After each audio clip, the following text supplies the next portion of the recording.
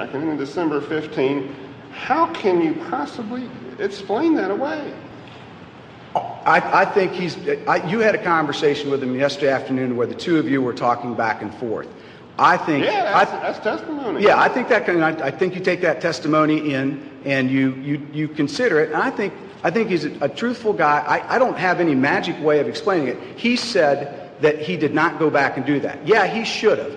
But he's also I think he's from the old school of prosecuting. I think that was a question, how do you try it the old school way, where you don't... Without looking at the evidence. I mean, people talking about going in and seeing prosecutors have a much higher burden of going back and studying things. Now, he had an open file discovery policy. What he said is he didn't generally go back and look at a piece of evidence when it came in to determine whether they're entitled to it or not. He just let them have everything so they could make out with it how they could as to what's exculpatory, what's non-exculpatory. You're ultimately going to have to determine his credibility on that issue. He doesn't have any other statement. He won't give you any other statement because that's what he believes the truth to be. Well, I know, and I'm just saying to you, why isn't that just damning? It's damning as far as negligence. He certainly had a duty to go back and check and make certain identified guidelines as far as what your duties are. The rule places a duty on you under that rule, but there's nothing that clearly outlines what the obligation is as far as when and all that other stuff. So we're really operating under a case of first impression where if somebody wanted to go back and look at their obligations under the professional responsibility rules related to that particular issue, when this came up, that guidance wasn't there, I would submit. Well, I think there's enough guidance there to say that to the extent that the issue is that the information was never turned over other than within 1,844 pages of, this is my characterization, scientific cuneiform with no Rosetta Stone attached, that it was never turned. I mean, you can't argue that it's timely never to turn it over. But isn't it just as logical of argument that that's a perfect piece of evidence to show that he didn't know that it wasn't there? I mean, it's not like after that, all of a sudden he comes... But he had been told. He had been told. Mr. Bannon had to figure it out from looking at all that.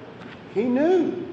He admits he knew. The question is whether he knew it wasn't in the reports. I think that's what the issue is, to a certain extent. How could he not know if he had read it? I mean, well, how could he not know? That's the issue. If he didn't read it, he was wrong in not reading it and not understanding it. But does that mean that he intentionally did that, or does that mean that he just wasn't giving it the care and attention that he should have? I would submit to you that is just as logical of argument, that he didn't bother to give it the effort to do it. I'm not saying that's right. Okay. Suppose that's true. Suppose that it's just as logical for us to conclude that.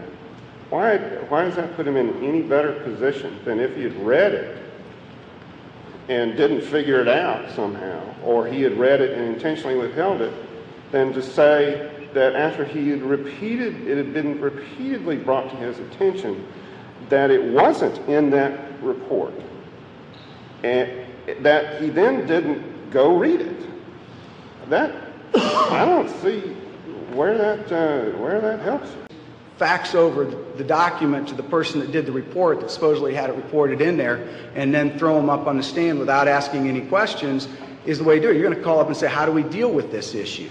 But there's no evidence that he did that. I kind of disagree with you there, because if we're being asked to interpret from our life experience a person's motivations for doing something, and it seems to me that what you just said is, well, let's interpret it that he is the sort of person where there's a big issue made out of this and he just kind of puts that aside.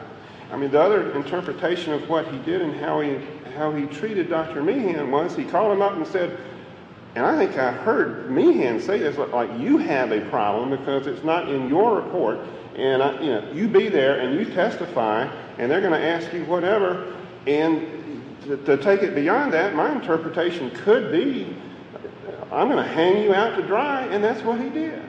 And what does that get him? Or it can